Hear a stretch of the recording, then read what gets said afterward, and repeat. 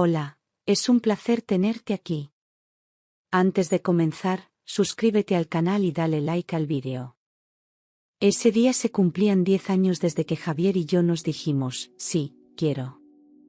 Para celebrarlo, me sorprendió con una reserva en uno de los restaurantes más caros y exclusivos de Madrid. Me puse mi vestido favorito, ese que él solía decir que le encantaba. Me maquillé con cuidado, deseando que esta noche marcara un nuevo comienzo. Llevábamos meses distantes, fríos, pero algo en mí seguía creyendo que podíamos salvarnos. Entré en el restaurante tomada de su brazo, conteniendo la emoción. La mesa estaba impecable, decorada con velas tenues y rosas blancas. Javier me miraba y sonreía, pero no era la sonrisa de antes. Había algo en su mirada que no lograba descifrar, como si estuviera pensando en otra cosa, o en alguien más. Me sentí nerviosa, pero traté de convencerme de que eran imaginaciones mías. Brindamos con vino tinto, y él hizo un pequeño discurso sobre los años compartidos. Yo asentía en silencio, reprimiendo una lágrima de esperanza rota. Los camareros trajeron los platos, y la conversación se volvió superficial. Hablaba del trabajo, de sus reuniones, de su nuevo proyecto con una gran empresa. No me preguntó cómo me sentía, ni mencionó los momentos duros que habíamos superado juntos. Era como si yo fuese apenas una acompañante educada y no su esposa. Mientras él hablaba, yo sonreía y asentía, pero por dentro me sentía cada vez más sola. Algo iba mal, y mi corazón comenzaba a notarlo.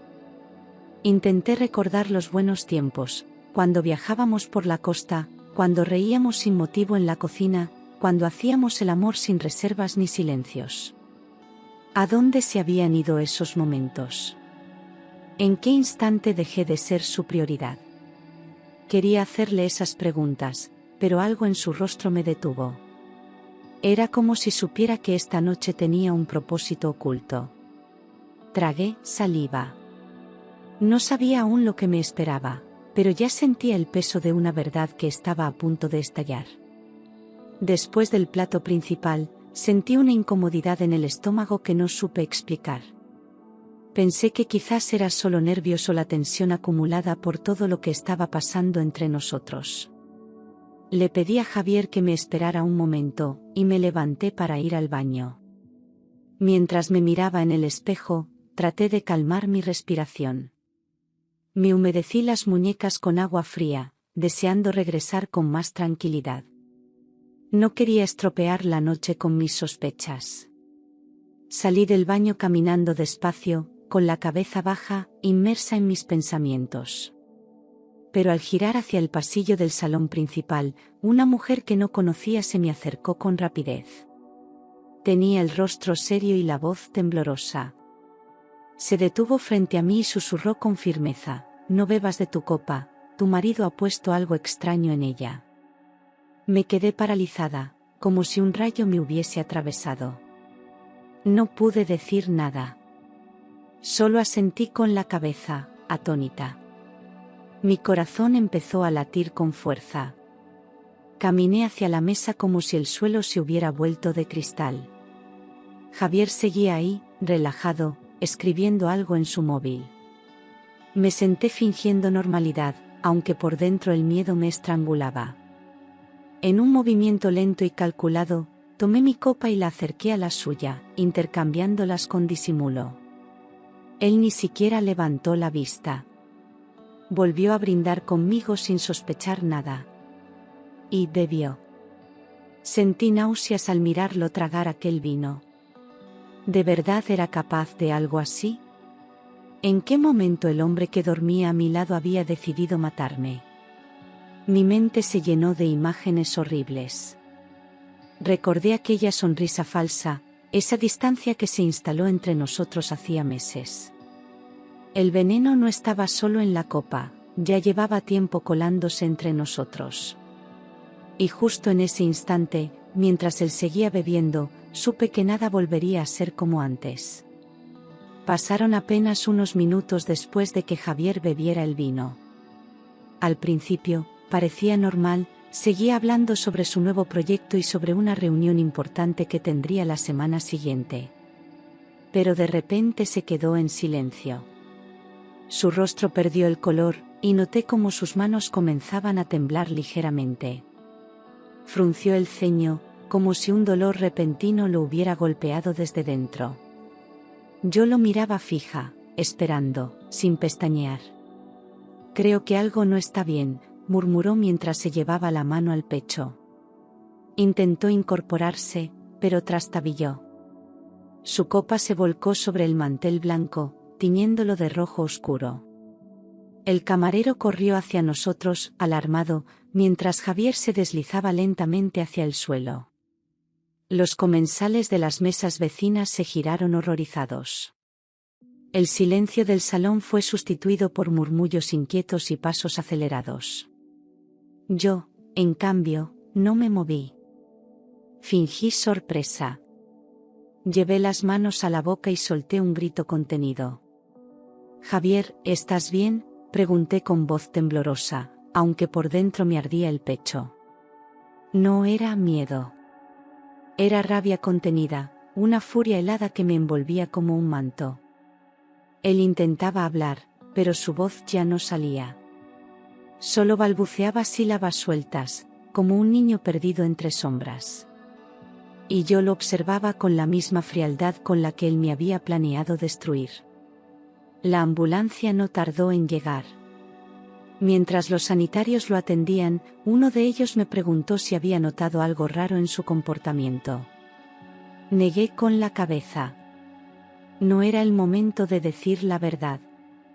Acompañé a Javier en la camilla, con el rostro pálido y las manos entrelazadas sobre mi regazo. Él me miró desde la máscara de oxígeno con ojos desorientados. Intentaba entender lo que había fallado.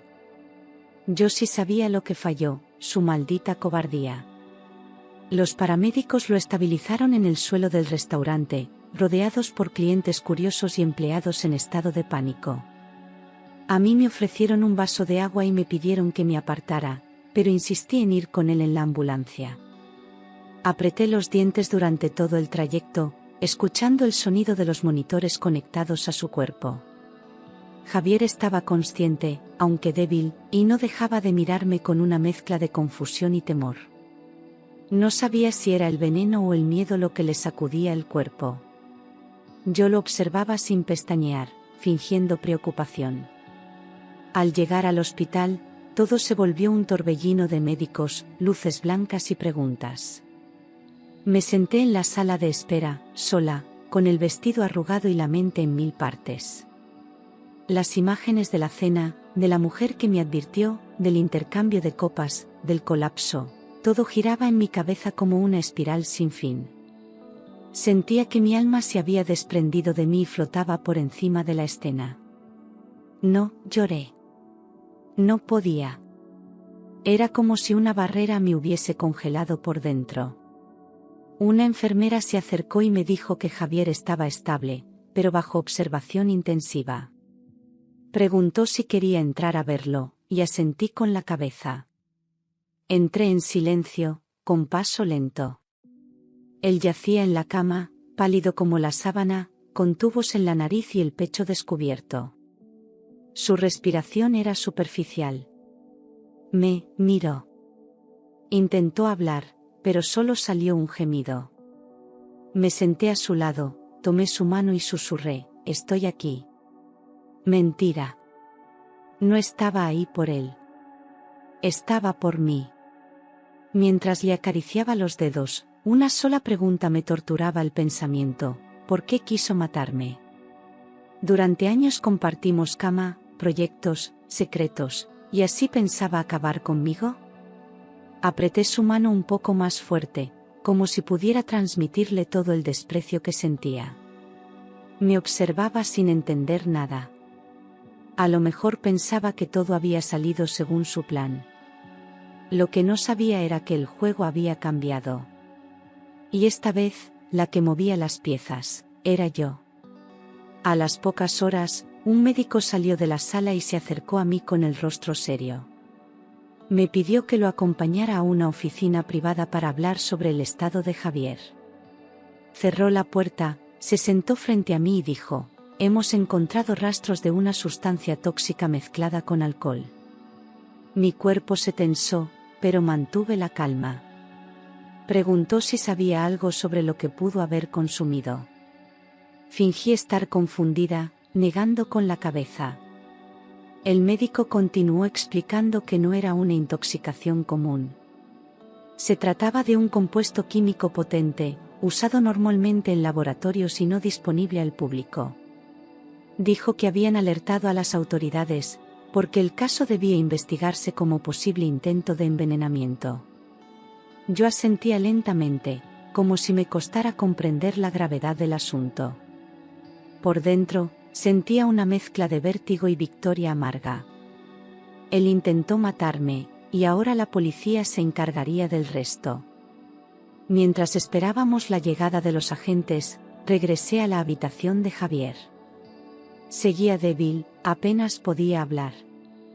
Su piel estaba fría, su voz era un susurro irreconocible.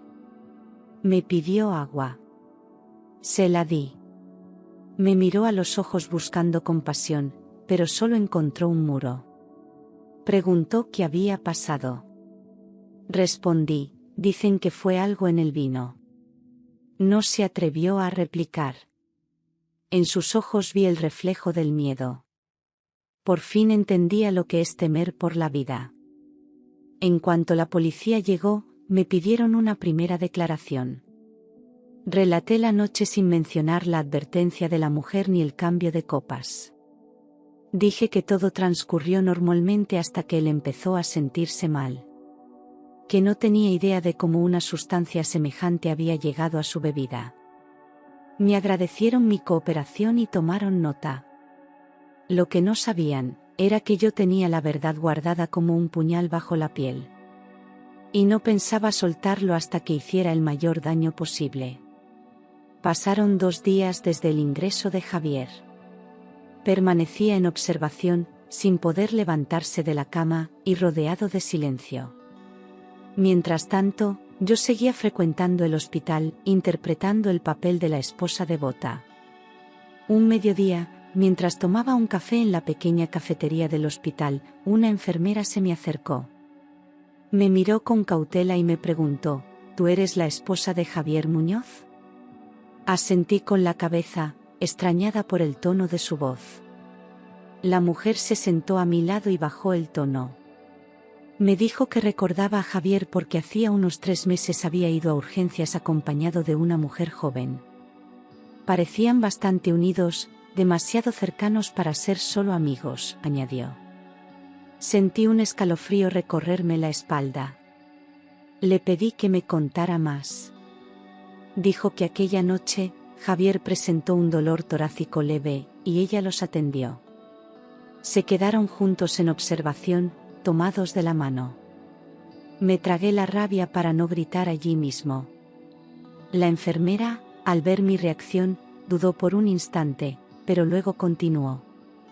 Tengo buena memoria para los rostros, y ella me sonaba. Hoy, viendo tu rostro, me he dado cuenta de por qué. Entonces sacó su teléfono y me mostró una imagen tomada de las cámaras del hospital, Javier abrazando a una mujer morena, alta, con un lunar en la mejilla. No podía creerlo. Era Beatriz. Mi mejor amiga.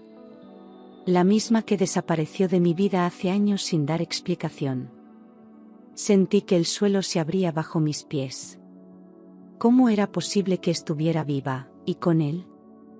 El rompecabezas comenzó a encajar de forma brutal. Todo ese tiempo me usaron, me mintieron, tramaron mi final. Pero ahora lo sabía. Y la ira ya no era solo hacia Javier. Beatriz se convirtió en un nuevo objetivo en mi mente. Esa traición dolía más que cualquier veneno. Y por dentro, una nueva fuerza empezó a despertarse. Iba a terminar con los dos, con la misma frialdad con la que ellos intentaron acabar conmigo. Esa noche, al regresar a casa, no pude dormir. Daba vueltas en la cama mientras Javier seguía en el hospital, conectado a máquinas, y yo con el alma hecha trizas. Algo me empujó a actuar. Volví al hospital al amanecer, inventé una excusa para quedarme sola en su habitación unos minutos y tomé su móvil sin que nadie me viera. Lo guardé en mi bolso con las manos heladas. Al salir del hospital, sentí que estaba a punto de descubrir el infierno. Una vez en casa, me encerré en el dormitorio y bloqueé la puerta. Me senté en el suelo con el móvil entre las manos como si fuese una bomba a punto de explotar. El corazón me latía tan fuerte que apenas oía mis propios pensamientos. Escribí varias veces el código que imaginé, y al tercer intento, entró. Me temblaban los dedos. Abrí las conversaciones guardadas. Y ahí estaba, solo una inicial. Pero cada mensaje era un cuchillo. Leí palabra por palabra, sin saltarme nada. Ya falta poco. La idiota ni se imagina lo que le espera. Después de esta noche, todo será nuestro. Había fotos de mí dormida, imágenes que nunca supe que me tomaron. En una, aparecía mi pasaporte sobre la mesa, como si lo hubieran escaneado. Lloré. Lloré como nunca. Me usaron, me vigilaron, planearon cada paso. Javier no solo me traicionó con otra mujer, sino que esa mujer era Beatriz, la misma que conocía cada rincón de mi vida. A medida que leía, mi llanto se transformaba en rabia pura.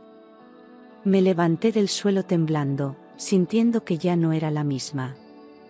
Lo que hicieron conmigo no podía quedar impune. Habían cruzado un límite. Un límite del que ya no había retorno. Apagué el móvil, lo volví a guardar en su sitio, y salí de casa con una decisión clavada en el pecho. No iba a permitir que siguieran viviendo tranquilos. Iba a convertirme en la pesadilla de los dos.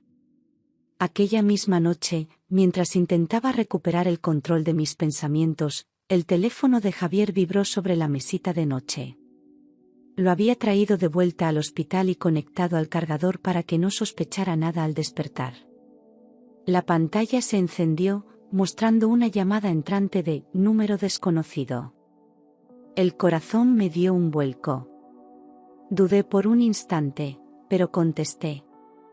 Contuve la respiración mientras acercaba el móvil a mi oído. No emití ni un solo sonido.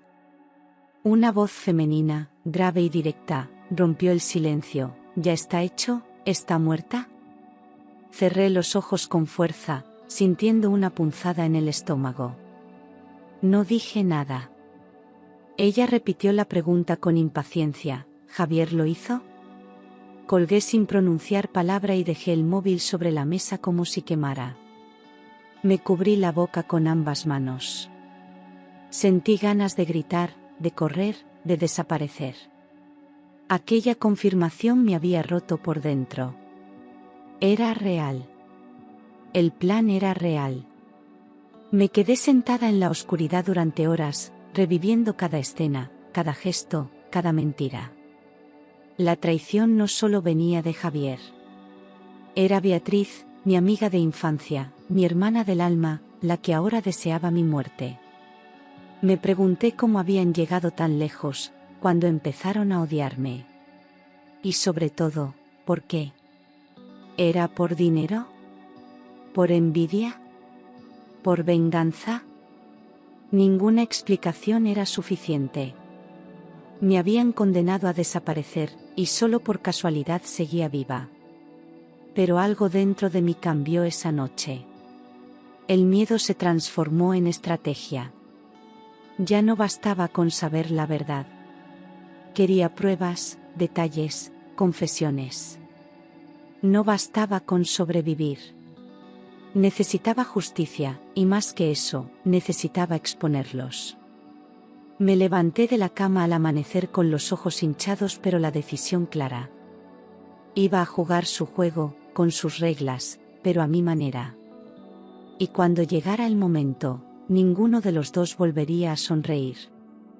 Volví al hospital con la mirada serena, el cabello recogido y una bolsa de frutas que jamás pensaba abrir. Javier seguía en la misma cama, pálido y más débil que antes. Me acerqué despacio, le sonreí con dulzura y le pregunté si había dormido bien. Sus labios temblaron al verme. Intentó incorporarse, pero no tenía fuerzas. Le coloqué una almohada bajo la espalda y fingí ternura. Él no tenía idea de que ya lo sabía todo. Te he echado tanto de menos, le susurré, como si aún creyera en su amor. Él asintió lentamente, con los ojos bajos, evitándome. Había miedo en su rostro. No sabía si por lo que había hecho o por lo que había fallado. Yo seguía la actuación con precisión quirúrgica. Le acaricié la frente y le hablé de nuestra historia, de los años juntos, de lo que superamos. Todo mentira. Pero necesaria para mi próximo movimiento. Durante los días siguientes, no me aparté de su lado. Los médicos me felicitaban por mi devoción. Los enfermeros me ofrecían café mientras yo tomaba notas mentales de cada detalle. Javier recuperaba lentamente las fuerzas, y con cada mejora, su mirada se hacía más nerviosa. Sabía que algo iba mal, pero no podía probarlo. Yo me encargaba de devolverle cada gesto amable, con el veneno invisible del silencio. Esperaba que bajara la guardia. Cuando le dieron el alta, lo llevé de vuelta a casa. Cociné para él, le cambié las sábanas, le ayudé a ducharse. Era la esposa perfecta. Y él, cada vez más tenso. Le dije que no me importaba lo que había pasado, que el amor todo lo perdona. Vi en sus ojos una mezcla de alivio y sospecha. Pero ya era tarde. Había cruzado la línea. Y ahora yo manejaba los hilos. Iba a destruirlo desde dentro, con su propia arma, la mentira. 3 días después del alta médica, recibimos una visita inesperada. 2 agentes de policía llamaron al timbre a primera hora de la mañana. Javier estaba en la cocina preparando café, y al verlos por la ventana, se quedó paralizado. Me acerqué a la puerta con expresión confundida y les invité a pasar. Dijeron que necesitaban hablar sobre los acontecimientos ocurridos en el restaurante. Yo asentí en silencio mientras Javier se secaba las manos con nerviosismo. Los agentes comenzaron preguntando por la botella de vino que Javier llevó aquella noche. Él intentó disimular su incomodidad diciendo que era un detalle romántico, algo que quiso compartir conmigo. Pero uno de los policías le explicó que el camarero recordó cómo él mismo la colocó sobre la mesa. Además, el laboratorio forense confirmó que el contenido tenía una sustancia prohibida y potencialmente letal. Javier tragó saliva, incapaz de disimular el pánico. Sus manos temblaban visiblemente. Insistió en que no sabía cómo había llegado esa sustancia al vino. Dijo que la botella llevaba tiempo en casa y que quizás alguien la había manipulado sin que él lo supiera.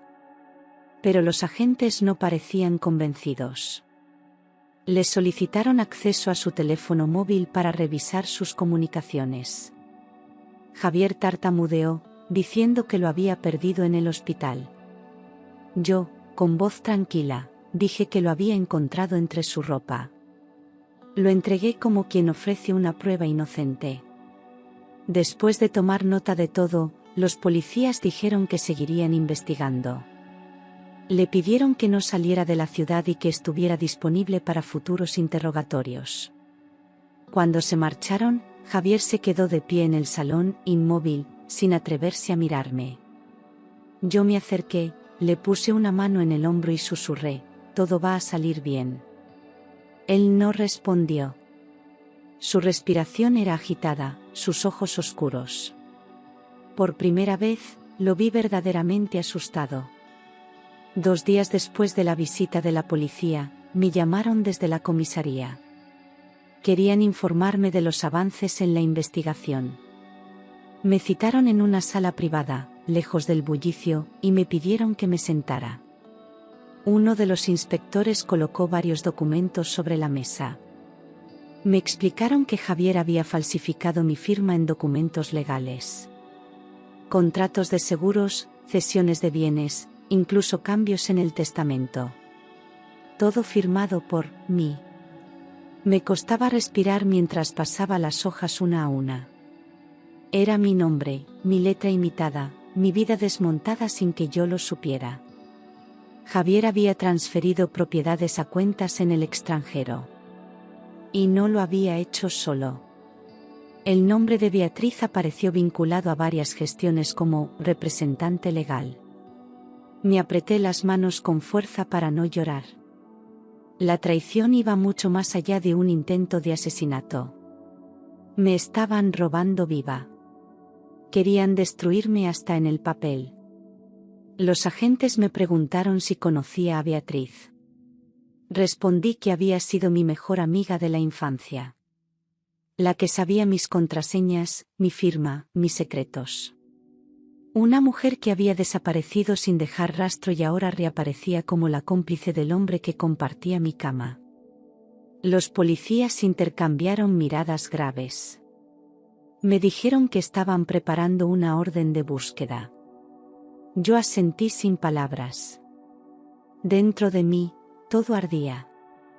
Salí de la comisaría caminando despacio, como si cada paso fuera una puñalada. El aire me quemaba los pulmones. La ciudad seguía su ritmo, indiferente a mi infierno personal.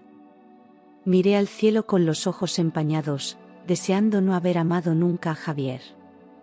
Pero el amor no se elige. Y el dolor, tampoco. En ese momento supe que la justicia no sería suficiente. No me bastaba con verlos en prisión. Quería que sintieran el mismo vacío que ellos habían dejado en mí. Javier volvió a casa el mismo día en que fui informada de la falsificación. Fingí que nada había pasado. Le preparé la cena, le pregunté cómo se sentía, le ofrecí una manta para el sofá. Cada palabra que pronunciaba era un cuchillo cubierto de seda. Él me miraba con desconfianza, pero también con alivio. Tal vez pensaba que aún lo amaba, que no sospechaba nada. Eso era exactamente lo que yo quería que creyera. Durante la noche, mientras dormía profundamente, revisé su escritorio con guantes puestos. Encontré documentos ocultos en una carpeta negra, contratos con firmas falsas, correos impresos entre él y Beatriz. Fotografié cada hoja, cada dato, cada número. Guardé todo en una carpeta virtual protegida con contraseña. Ya no era una víctima. Me había convertido en su peor enemiga. Y no descansaría hasta que se arrastraran por todo lo que me hicieron. Al día siguiente, lo invité a cenar en casa, solo nosotros dos, como en los viejos tiempos. Fingí nostalgia, le hablé de nuestras primeras vacaciones, de nuestras promesas rotas. Javier sonrió débilmente, sin saber que cada palabra era parte de una trampa. Preparé su plato favorito, serví el mismo vino de aquella noche en el restaurante. Pero esta vez, las copas estaban limpias, y las cámaras, encendidas. Ocultas entre las estanterías, listas para capturarlo todo. Durante la cena, bajó la guardia. Me tomó de la mano y dijo que le alegraba verme más tranquila. Respondí con dulzura que lo había perdonado, que lo importante era seguir adelante. Él soltó una risa nerviosa. Estaba cómodo, confiado, convencido de que la pesadilla había terminado. Pero no sabía que acababa de entrar en una mucho peor. Porque esa noche no buscaba reconciliación. Buscaba una confesión. Y él, ingenuo, estaba a punto de dármela. El ambiente estaba cargado de tensión, aunque la mesa parecía sacada de un anuncio publicitario. Velas encendidas, música suave, copas brillando bajo la luz tenue. Javier comía despacio, saboreando cada bocado sin saber que cada minuto era parte de mi estrategia. Yo mantenía el control, mirándole con afecto falso, como si aún creyera en nosotros. Le ofrecí más vino, y él aceptó encantado. La grabadora escondida en la estantería ya estaba captando cada palabra. Durante la conversación, deslicé temas sobre la confianza, el perdón y los errores del pasado. Javier, entre sorbos y risas forzadas, empezó a relajarse. Le hablé de mis miedos, de cómo pensé que iba a perderlo en el hospital. Fingí una lágrima, y él, creyendo que me tenía otra vez en sus manos, me acarició la mejilla. Fue un accidente, murmuró. Yo asentí, dándole cuerda, esperando que hablara más. El silencio se volvió cómplice. A medida que avanzaba la noche, las copas se vaciaban y su lengua se soltaba. Mencionó a Beatriz con torpeza, sin pronunciar su nombre, pero dejándolo claro. Ella me convenció, dijo que era la única salida. Quise clavarle el cuchillo de la traición en ese instante, pero me contuve. Mi mano tembló sobre la mesa. Le pregunté, ¿qué salida? Y entonces lo dijo, sin pensarlo demasiado, tú no ibas a sufrir, solo dormir, y todo terminaría sin dolor. Mi respiración se detuvo por un segundo. Apreté los dientes detrás de una sonrisa. Ya no era necesario seguir fingiendo mucho más. Había confesado. Todo estaba grabado. Terminé la cena en silencio, recogí los platos y los llevé a la cocina con pasos lentos. Javier se estiró en el sofá, satisfecho, creyendo que había recuperado el control. Pero no sabía que esa noche, mientras dormía bajo mi techo, yo había sellado su destino. Porque al día siguiente, entregaría la grabación a la policía. Y no habría vuelta atrás. A la mañana siguiente, me desperté antes que Javier. Mientras él dormía profundamente en la habitación, yo ya estaba vestida, lista, con el corazón latiendo a 1000. Guardé la grabadora en mi bolso, junto con las fotos de los documentos falsificados y las capturas de pantalla de su móvil. No temblaba. No lloraba. Era como si una parte de mí ya no fuera humana, solo justicia en estado puro. Salí de casa sin hacer ruido. Tenía un destino, la comisaría. Al llegar, pedí hablar directamente con el inspector encargado del caso. Le entregué todo, las grabaciones, las pruebas escritas, los nombres, las fechas, los detalles. Escuchó en silencio, anotando cada cosa con expresión contenida. Cuando reprodujo el audio de la confesión, me miró con los ojos abiertos de par en par. ¿Esto ocurrió anoche? Asentí. ¿Sabe lo que ha hecho?, preguntó. Sí, lo sabía. Y no me arrepentía. Por fin lo había acorralado. El inspector me pidió que firmara una declaración formal. Me explicaron que procederían con la orden de arresto inmediata. También activarían la búsqueda de Beatriz, que seguía en paradero desconocido. Me ofrecieron escolta policial por precaución. Rechacé. No tenía miedo. Javier ya no podía hacerme daño. Su máscara había caído. Y con ella, todo el poder que alguna vez tuvo sobre mí. Estaba lista para enfrentarlo sin vacilar. Regresé a casa con el corazón en calma por primera vez en meses. Javier aún dormía. Lo observé desde la puerta de la habitación, su pecho subía y bajaba lentamente. Ignoraba que, en cuestión de horas, la policía llamaría a esa misma puerta. Cerré los ojos por un instante. No sentí pena. Solo dignidad. Caminé hacia la cocina, preparé un café y me senté en silencio. El día que tanto esperé había llegado. Y esta vez, el final lo escribiría yo. Eran las 10 de la mañana cuando sonó el timbre con insistencia. Javier, aún en pijama, bajó las escaleras con gesto somnoliento. Abrió la puerta sin imaginar que al otro lado lo esperaban 2 agentes con la orden en la mano. Javier Muñoz, queda usted detenido por tentativa de homicidio, falsificación documental y fraude. Él retrocedió un paso, pálido como una sábana. Me miró, buscando apoyo. Yo lo observaba desde la escalera, en silencio, sin mover un solo músculo. Intentó balbucear una excusa, pero uno de los agentes ya le estaba colocando las esposas. Esto es un error, mi mujer puede explicarlo, ella sabe que todo fue un malentendido. Yo bajé lentamente los escalones, con paso firme. Me detuve frente a él. La rabia en sus ojos contrastaba con el miedo que empezaba a apoderarse de su cuerpo. ¿Tú fuiste?, me preguntó en voz baja. Tú me tendiste una trampa, le sostuve la mirada sin pestañear. Solo devolví lo que tú planeaste para mí, respondí, con voz clara, sin rencor, solo con verdad. Los policías lo condujeron hacia el coche patrulla mientras él gritaba mi nombre. Los vecinos comenzaron a salir, asomándose por las ventanas, murmurando entre ellos. La humillación fue pública, visible, irreversible. Cerré la puerta sin mirar atrás. No lloré. No temblé. Aquel día no solo se llevaron a un hombre. Se llevaron la última sombra que me quedaba dentro.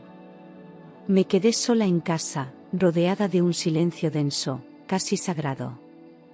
Me senté en el sofá, tomé una manta y abracé mis rodillas. Por fin había terminado la farsa. Pero la paz no llegó enseguida. El cuerpo se relaja después de una tormenta, pero el alma tarda más. Miré hacia el techo y respiré hondo. Estaba viva. Estaba entera. Y, lo más importante, ya no era una víctima. Era la mujer que sobrevivió a la traición y tuvo el valor de decir basta. Tras la detención de Javier, los medios comenzaron a difundir la noticia. Su rostro apareció en los informativos, y también el mío, como la esposa que había destapado la verdad. Fue entonces cuando la policía intensificó la búsqueda de Beatriz. Llevaba semanas desaparecida, como si el suelo la hubiese tragado. Pero no era casualidad. Había planeado su huida con la misma frialdad con la que había planeado mi muerte. No tenía intención de pagar por sus crímenes. Días después, recibí una llamada desde la comisaría. Habían localizado a Beatriz en la frontera con Portugal. Intentaba escapar usando documentación falsa, con una peluca rubia y gafas oscuras. Llevaba una maleta llena de dinero en efectivo, varios pasaportes y un teléfono con mensajes comprometedores. En uno de ellos, Javier le decía: cuando todo acabe, nos veremos en el punto acordado. Pero lo que no sabían es que todo ya había acabado, para ellos. Cuando la detuvieron, no opuso resistencia. Solo preguntó si ella había hablado. Se refería a mí. Los agentes me contaron que parecía más enfadada que asustada, como si la traición no fuera el intento de asesinato, sino el haber sido delatada. Durante el registro de su coche encontraron fotografías mías, documentos bancarios a mi nombre y una carta escrita por Javier. En ella, se despedía de mí como si ya estuviera muerta. Decía que no podía soportar mi existencia un día más. Esa carta fue lo que más me dolió. No por su contenido, sino por su tono de desprecio absoluto. Me arrancó de cuajo cualquier resto de duda o nostalgia que pudiera quedarme. Había amado a un monstruo y confiado en una serpiente. La policía me entregó una copia del expediente. Lo guardé en una caja fuerte, junto con todo lo demás. Ya no se trataba solo de justicia legal. Era justicia emocional. Y cada paso que daban hacia su ruina, era una cicatriz mía que empezaba a cerrarse. El día del juicio llegó con un cielo gris y un aire denso que me oprimía el pecho. Me presenté en el tribunal vestida de negro, sin adornos, sin maquillaje excesivo. No quería parecer fuerte ni frágil. Solo quería ser escuchada. Javier y Beatriz fueron escoltados al interior por agentes armados. No se miraron entre ellos. Lo que antes era complicidad, ahora era desconfianza. Estaban solos, atrapados en sus propias mentiras. Cuando me llamaron a declarar, sentí que el suelo temblaba bajo mis pies. Caminé hasta el estrado con paso firme, aunque por dentro me costaba mantener el equilibrio. Relaté todo desde el principio, sin omitir detalles, sin quebrarme. Cada palabra era una aguja que les devolvía parte del dolor que me habían causado. El juez me observaba con atención. Nadie interrumpió. El silencio en la sala era total. Solo se oían mis recuerdos convertidos en testimonio. Luego fue el turno de Javier. Intentó victimizarse, alegando confusión, manipulaciones, estrés emocional. Dijo que Beatriz lo había engañado, que nunca quiso hacerme daño. El juez frunció el ceño, y el fiscal pidió que se reprodujeran los audios de su confesión. Cuando se escuchó su voz diciendo, «Tú no ibas a sufrir, solo dormir, y todo acabaría sin dolor», una mujer del jurado se tapó la boca horrorizada. Javier bajó la cabeza. Ya no tenía cómo negarlo. Beatriz fue la siguiente. Arrogante, fría, culpó a Javier de todo. Aseguró que solo lo ayudó por amor, que no sabía que el plan incluía matarme. Mintió con la misma facilidad con la que años atrás me juraba amistad eterna. Pero las pruebas eran incontestables. Correos electrónicos, transferencias, mensajes de voz. El tribunal no necesitaba más. Cuando terminé de declarar, regresé a mi asiento. Había hecho lo correcto. Y aunque mis manos temblaban, por dentro ya estaba empezando a sanar. El día de la sentencia, el tribunal estaba lleno. La prensa esperaba fuera, los familiares de los acusados murmuraban nerviosos en los pasillos.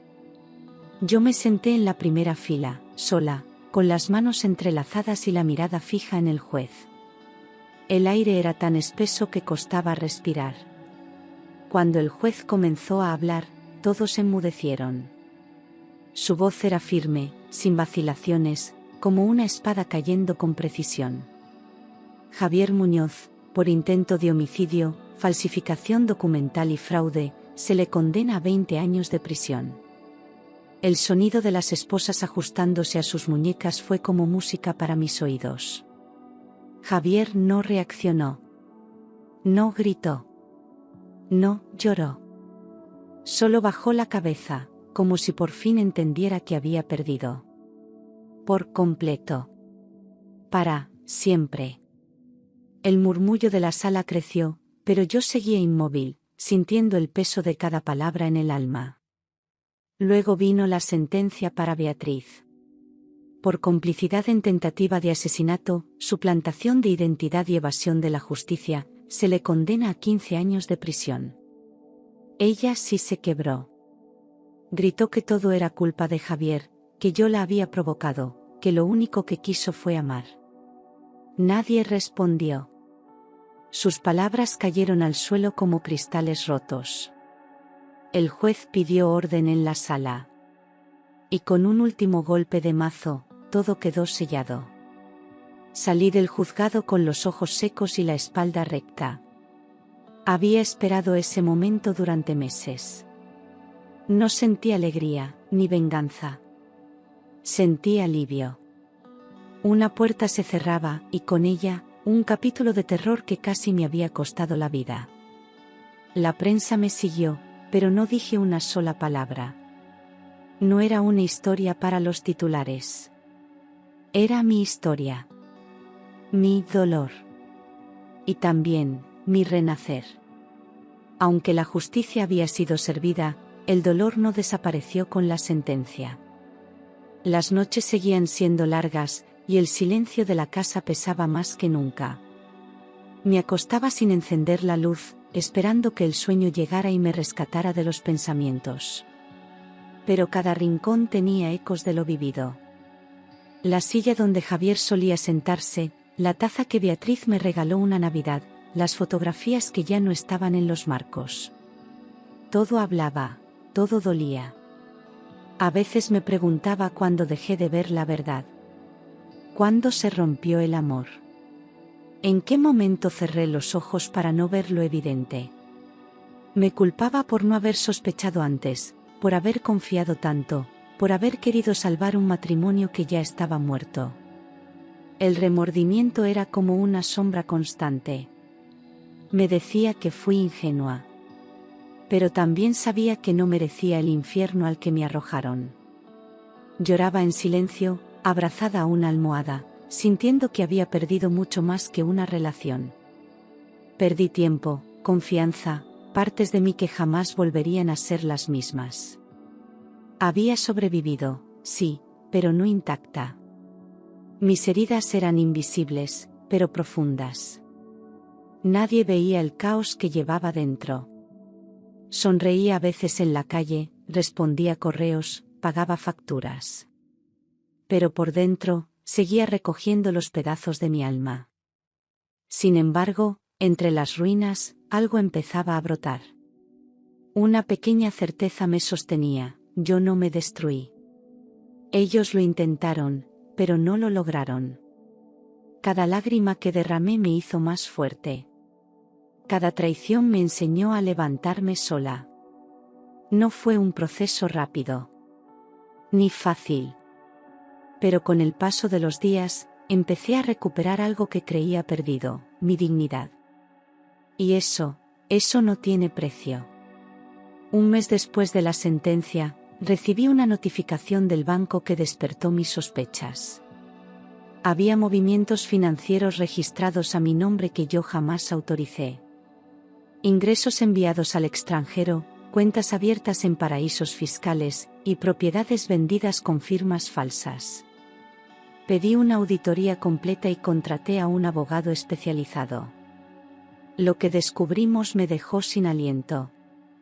Javier y Beatriz no solo habían intentado matarme, también intentaron borrar mi identidad financiera.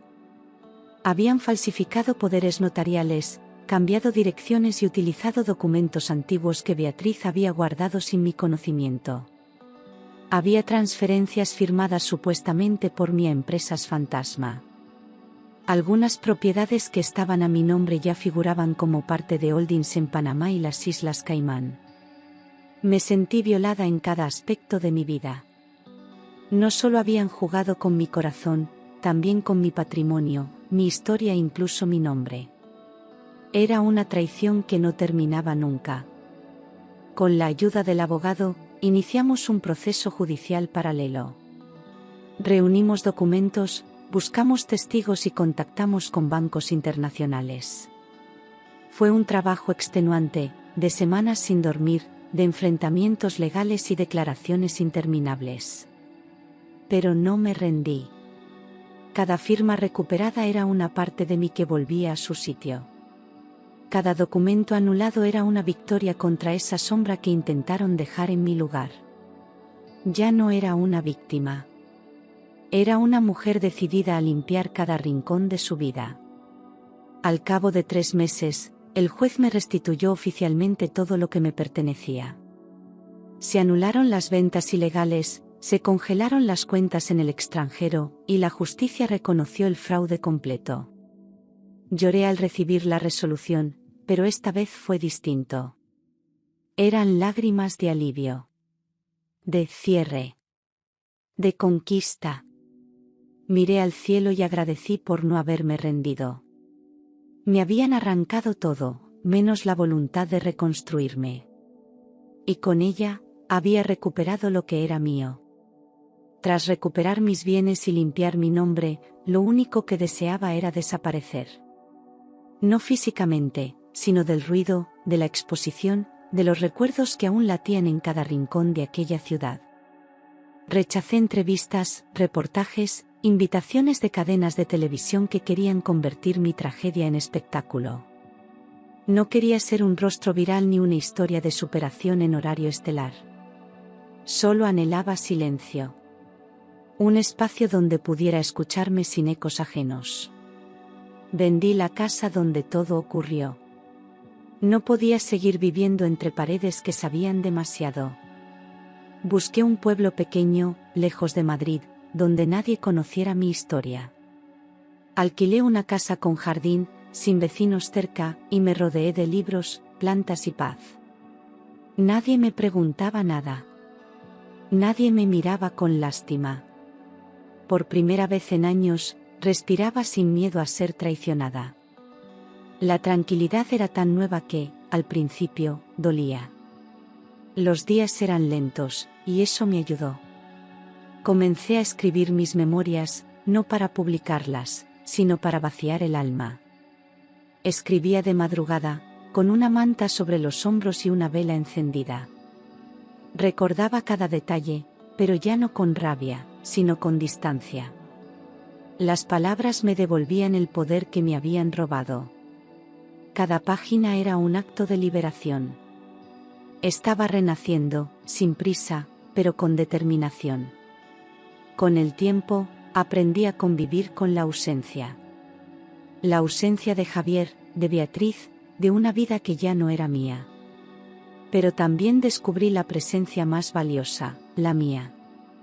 Volví a reír sola, a cantar mientras cocinaba, a hablarle a mis plantas como si fueran viejas amigas. La soledad dejó de ser castigo y se convirtió en refugio. No necesitaba aplausos ni compañía forzada. Me bastaba con mi verdad. Y con la certeza de que, al final, yo había ganado. Una mañana de otoño, al abrir el buzón, encontré un sobre sin remitente. El papel era grueso, elegante, y mi nombre estaba escrito a mano. Al leer la primera línea, supe de quién era. Javier. Desde la prisión. Dudé en continuar. Una parte de mí quería romper la carta sin leerla. Pero la otra necesitaba saber qué tenía que decir después de todo lo que hizo. La carta comenzaba con un «lo siento», pero no era suficiente. Javier hablaba de arrepentimiento, de noches sin dormir, de pesadillas con mi rostro alejándose. Decía que Beatriz le había manipulado, que se dejó arrastrar por la ambición, por el deseo de una vida diferente. Reconocía que intentó eliminarme, pero lo escribía como si hubiera sido un error impulsivo, un mal cálculo. Quería mi perdón. No por él, sino para liberarse de la culpa. Mientras leía, una rabia vieja volvió a arder en mi pecho. No era justo. No después de todo el daño, de todo el miedo, de todo lo que me arrebató. Pedir perdón con palabras bonitas no era suficiente. No cuando había planeado mi muerte con frialdad. No cuando me había reducido a una firma, a una herencia, a un obstáculo. La carta no me conmovió. Me revolvió el alma, pero no logró quebrarme. La quemé en la chimenea, viendo cómo cada palabra se convertía en ceniza. No necesitaba sus disculpas. No necesitaba su redención. Mi vida ya no le pertenecía en ninguna forma. Cerré el buzón con fuerza y me prometí no volver a leer ni una línea más que viniera de él. Porque perdonar no siempre significa olvidar. Y a veces, la mayor paz es dejar que el pasado se consuma sin respuestas. En silencio. Para siempre. Una tarde de invierno, mientras barría las hojas secas del porche, vi un coche detenerse frente a mi casa. Del bajó una mujer mayor, envuelta en un abrigo de lana y con la mirada tensa. Era la madre de Javier. No la veía desde el juicio. Caminó hacia mí con paso lento, como si cada metro le costara años. Me miró a los ojos, sin lágrimas, pero con un peso visible en la cara. ¿Puedo hablar contigo?, preguntó en voz baja. Le ofrecí sentarse en el banco de madera junto a la entrada. Estaba temblando, y no solo por el frío. Durante unos segundos, no dijo nada. Miraba al suelo, apretando las manos sobre las rodillas. Finalmente, murmuró, no sé cómo hemos llegado a esto. Nunca pensé que mi hijo fuera capaz de algo tan cruel. Su voz se quebró, pero no buscaba consuelo. Solo verdad. Solo una forma de entender lo incomprensible. Me preguntó si había algo que ella pudiera hacer para reparar el daño. Le respondí que no. Que hay heridas que no se curan con disculpas tardías. Pero también le dije que no la culpaba. Que cada uno elige su camino, y Javier eligió el suyo con plena conciencia. Ella rompió a llorar, en silencio, con la dignidad de una madre rota. Me pidió perdón por no haber visto nada, por haber defendido lo indefendible. Y en ese momento, sentí lástima por ella. Antes de irse, sacó una pequeña caja de su bolso y me la tendió. Dentro había fotos antiguas de Javier, cartas infantiles, recuerdos de un tiempo en que era simplemente un hijo amado. Me dijo que ya no podía guardarlos. Que no quería seguir viviendo con la mentira de que aún tenía al mismo niño. Los acepté sin decir palabra. No por nostalgia, sino por cerrar el círculo. Ella se marchó despacio. Y por primera vez, sentí que el pasado me soltaba un poco más. Pasaron varios meses desde aquella visita. El invierno se fue, y con la primavera llegó un aire distinto, más ligero. Un día, en la biblioteca del pueblo, conocí a Lucas. Era abogado, recién trasladado, con una voz pausada y unos ojos que no intentaban invadir. Al principio, evité cualquier cercanía. No buscaba nada. No quería volver a confiar. Pero su forma de escuchar, sin juzgar ni interrumpir, me hizo bajar poco a poco la guardia. Nos cruzábamos a menudo, en el mercado, en el parque, en las calles silenciosas. Siempre con una sonrisa tímida, siempre con respeto. Un día me invitó a tomar un café. Dudé. Pero acepté. Hablamos de libros, de música, de cosas simples. No mencioné mi pasado, y él no preguntó. Era como si supiera que algunas heridas necesitan silencio para respirar. Con el paso de las semanas, nuestras conversaciones se hicieron más largas. Empezamos a compartir caminatas, lecturas, tardes de lluvia bajo el mismo techo. No hubo promesas, ni prisas, ni grandes gestos. Solo presencia. Lucas no intentó salvarme, ni reemplazar nada. Se quedó. Y en su compañía empecé a ver reflejos de mí misma que creía perdidos. Su calma me daba espacio. Su respeto me daba paz. Una noche, al despedirnos frente a mi casa, me miró a los ojos y dijo, no quiero ser pasado para ti. Quiero ser presente, si tú me dejas. Sentí un nudo en la garganta. No respondí con palabras, solo con un abrazo largo y sincero. Por primera vez en mucho tiempo, mi cuerpo no se tensó. No sentí miedo. Sentí hogar. No sabía si eso era amor aún. Pero sí sabía que era algo bueno. Y lo bueno, también merece una oportunidad. Nunca imaginé que volvería a vestirme de blanco. No porque no creyera en el amor, sino porque pensaba que ese capítulo de mi vida ya estaba cerrado. Pero con Lucas todo fue distinto. No hubo presión, ni anillos caros, ni propuestas teatrales. Solo una tarde bajo un árbol, con el canto de los pájaros de fondo, en la que me preguntó, ¿te gustaría caminar conmigo, el resto del camino? Y dije que sí. No por impulso, sino porque lo sentía. Celebramos una boda pequeña, íntima, rodeados de flores silvestres y gente que nos quería de verdad. No había lujo, pero sí emoción. Cuando caminé hacia él, con un vestido sencillo y el corazón limpio, sentí que estaba empezando una nueva vida. No una donde olvidaba mi pasado, sino una donde ya no dolía. Lucas me tomó de la mano, y en sus ojos no vi promesas vacías, vi verdad. Y eso fue todo lo que necesitaba. Durante la ceremonia, respiré profundo y cerré los ojos. Recordé todo lo vivido, todo lo superado, todo lo que me trajo hasta allí. No lo negué, no lo enterré, no lo rechacé. Simplemente, lo abracé. Porque sin aquel dolor, sin aquella traición, no habría llegado a este presente. Mi historia no era perfecta, pero era mía. Y por primera vez, sentí que estaba exactamente donde debía estar. Esa noche, bajo el cielo estrellado, bailamos sin música, descalzos sobre la hierba. Reí como hacía años no lo hacía. Lloré, sí, pero de felicidad, de alivio, de libertad. Lucas me abrazó y susurró, gracias por no rendirte. Yo no respondí. Solo apoyé mi cabeza en su pecho y dejé que el silencio hablara por mí. El amor verdadero no siempre llega de golpe.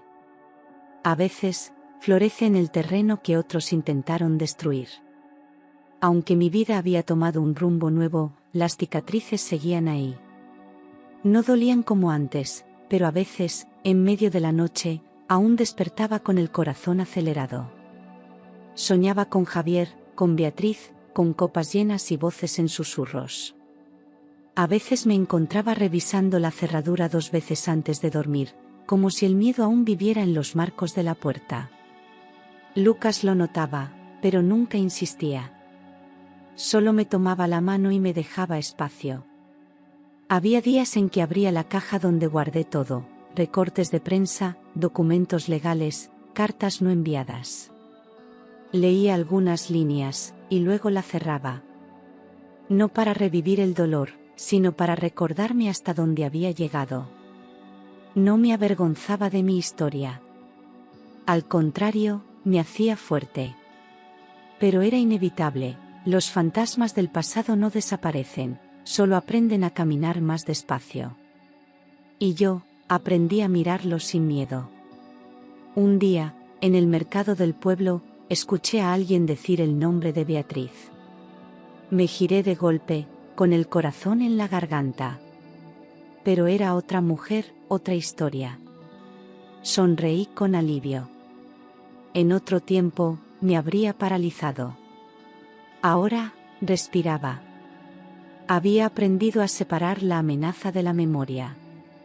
A veces, eso también es parte de sanar, saber que el pasado puede visitarte, pero ya no tiene las llaves de tu presente.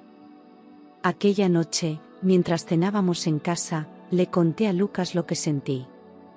Me escuchó en silencio, como siempre. Luego dijo, el pasado ya no te persigue, tú caminas delante de él. Sus palabras me dieron una paz inesperada. No porque borraran los recuerdos, sino porque confirmaban lo que en el fondo ya sabía. Yo no era la misma mujer que sobrevivió. Era otra. Más fuerte. Más sabia. Y aunque las sombras aún existían, la luz que ahora me rodeaba era mucho más grande. Volví a Madrid por primera vez en 2 años. Fui por una conferencia sobre mujeres que habían superado traumas, invitada por una organización sin ánimo de lucro. No sabía si aceptarla, pero sentí que ya estaba preparada. Después del evento, decidí visitar aquel restaurante, el mismo donde todo empezó. Quería comprobar si al volver allí, mi cuerpo temblaría como antes. Respiré hondo antes de entrar. El lugar no había cambiado casi nada. Me senté en una mesa discreta, pedí un té y observé. Las luces tenues, las copas brillando, las mismas cortinas. Cerré los ojos un momento y recordé aquella noche, el vestido, el miedo, la voz que me salvó. Fue entonces cuando una joven camarera se acercó con timidez. Me miró con detenimiento y dijo, ¿eres tú? Aquella mujer, la del vino. Me quedé sin palabras. Era ella. La desconocida que cambió mi destino con solo una frase. Me contó que trabajaba esa noche de forma eventual, cubriendo a una compañera enferma. que escuchó a Javier hablando por teléfono en el pasillo, describiendo cómo todo terminaría sin dolor. Que no sabía qué hacer, pero su instinto le dijo que me avisara. Le agradecí con lágrimas en los ojos. Le dije que había salvado mi vida. Ella se emocionó también. Nunca imaginó que su gesto tendría consecuencias tan grandes. Me abrazó con fuerza. No dijo nada más. Antes de irme, le dejé una carta y una cadena con un colgante en forma de corazón. Dentro de la carta, escribí: gracias por devolverme el derecho a vivir. Salí del restaurante con el alma en calma.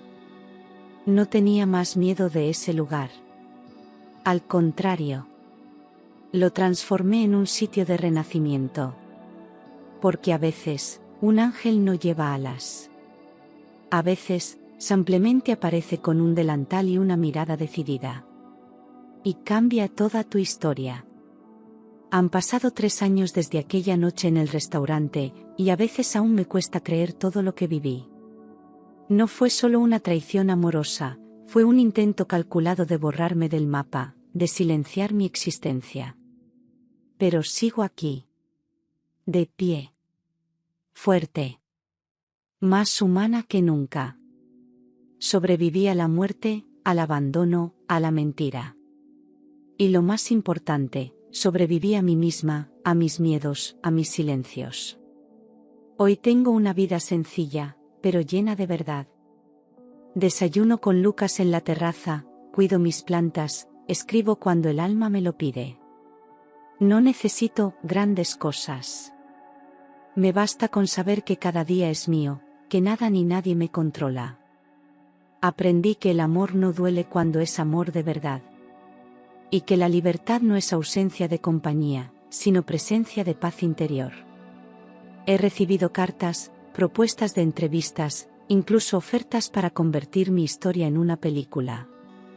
Pero he dicho que no. Esta historia es mía. Me pertenece con cada lágrima, cada cicatriz, cada grito ahogado en la almohada. No la cambio por nada. Porque no soy una víctima, soy testimonio vivo de que el infierno no siempre quema, a veces enseña. Y yo he aprendido más de lo que nunca imaginé. Ahora miro al espejo y me reconozco. Ya no veo a la mujer que una vez temió morir en silencio, sino a la que aprendió a gritar sin perder la calma. A la que fue traicionada, pero no se volvió amarga. A la que fue olvidada, pero nunca se olvidó de sí misma. Y si alguien me pregunta quién soy, solo puedo responder con firmeza: soy la mujer que sobrevivió. Y que decidió no volver a temer.